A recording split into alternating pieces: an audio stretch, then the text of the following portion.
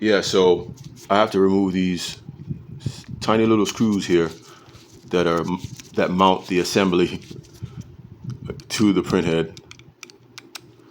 And I make sure I don't lose these tiny little screws. Okay, hope y'all can see that on camera. Okay, don't lose that screw. Do not lose that screw. Not lose that screw.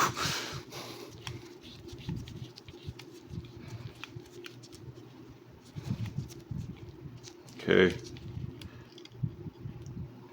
Alrighty. Those screws are out.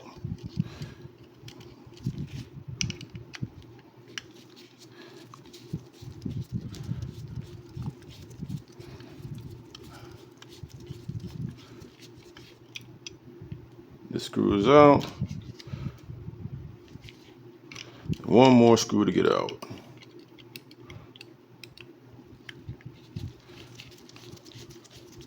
Try to keep it in camera, in view. Alrighty, thought it would be. Okay, last screw is out. Now I can separate the assembly and get to see the other parts. You see the nozzle. Oh, sorry, my camera's not focusing, but there's a nozzle right here, and there's these wiring that I'm gonna remove. I'm gonna take out. I'm gonna pause the video. Alrighty, so I'm gonna remove these connections here delicately because I've had to remove these before, and those connectors I had to resolder them back on here, and I don't want to do all that again. It takes too much time. So gently removing these connections, trying to keep it in the camera so you guys can see.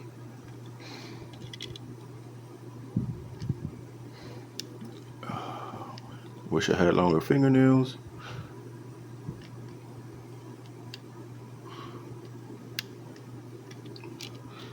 Connections get removed.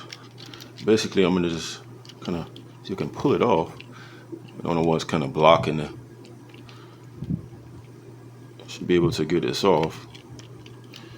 I'm trying to figure out why is this still being blocked? Am I forgetting something? No, I'm not. What's blocking it? That's blocking it, Nolan. Here we go. What's blocking it? There we go. It was just, I guess it was kind of firmly stuck to the to the actual print head. Okay, I'll remove the assembly, and oh, so there's another thing that's removed. Forgot about this connection. Controls the drive motor. All right, so it's off, and now I can do some basic inspection of the cooling assembly here and the actual extruder. Okay, so I'm gonna create a next video for that. So now here I have this drive motor that drives that PLA, that plastic, through this. I check the leads, make sure the connections are good. They're fine. The mounting screw holes, there's no debris, no buildup in there. This is the heating element, heat sink. Make sure there's no buildup of of dust on the heat sink. I don't see any dust or any particles that can, heat up and burn and catch fire. I'm gonna get to this in a second. This is the nozzle. The wiring is good. I don't see any buildup on the wiring. The play on this is pretty good. I can snap it back. I can move it back and forth. There's nothing. There's no on the connections. There's no debris or anything on the connections. All right. Let's look at the cooling fans. Cooling fans seem to be in good condition. The wiring seems to be pretty good. I don't see anything, to be concerned about. The connections are pretty good. There are no loose connections. Yeah, everything's fine on that. Connections here is fine. Okay, cool. There's no cracks, nothing cracked or broken or missing. Okay, yeah, okay, cool. Now I'm gonna make a next video, and we're gonna get to the fun part, which is the nozzle inspection. So I'm gonna pause this or stop this video, and we're gonna get to the nozzle inspection. Okay, we're gonna get to this nozzle part. Hit the camera. I'm gonna just use a needle nose pliers to try to pull this. Oh, I don't even need to use the needle nose pliers. It just slid right off. And here is this. This is a silicone whatchamacallit, sleeve that helps protect the heating element. This gets really hot. It can get obviously 172, 200, 220 degrees Celsius. So it can get really hot. This here is the heating element, the ceramic heating element that heats this so that PLA, that plastic, can turn into a liquid so the printer can do what it does. Now, what I'm going to do is, like, I'm looking at the, can't see it here, but I'm looking at the, whatchamacallit, the nozzle. I'm checking for any buildup, which is hard to see on this. Sorry about the focus. I wish I would have had better focus on this, on my camera. But here you should have any buildup. This, I want to be the actual assembly part for the nozzle. I want it to be as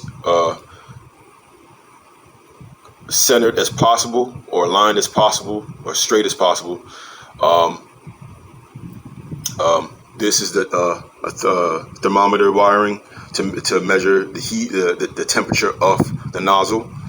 And I'm going to remove the nozzle with a 6mm socket, and I'm going to just inspect it, make sure there's no buildup on the inside of the housing, and we'll go from there. So here I have a 6mm socket on a.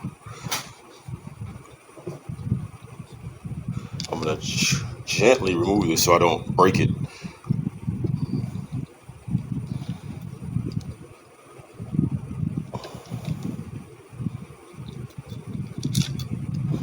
Usually I use pliers, but I don't think I need one. No, I might need to have one. Yeah, I'm gonna get the pliers. Which are right here. Should I use in the first place? Right. Hold it together. There we go. I got it twisted off. And remove the nozzle. Reposition those pliers before I let this fall. All right, I think I should be able to unscrew it by hand right here. Yeah, here we go. Okay, here's the nozzle. It's removed. Okay, no buildup. Sorry for the bad focus. No buildup here. Okay, cool. Check the inside of the housing. There's no buildup there.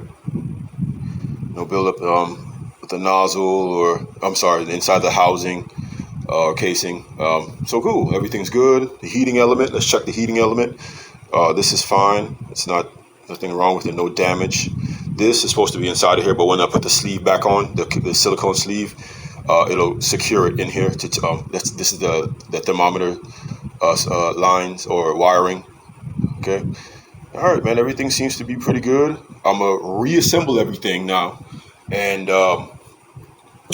instead of showing you how to reassemble everything, which is kind of boring, you see me deassemble it, and we're gonna do a calibration to make sure everything I did, my maintenance, was worthy or appropriate, and I didn't mess anything up back on the reassembly process, and checking my work, so to speak. All right, I'll see you in the next video.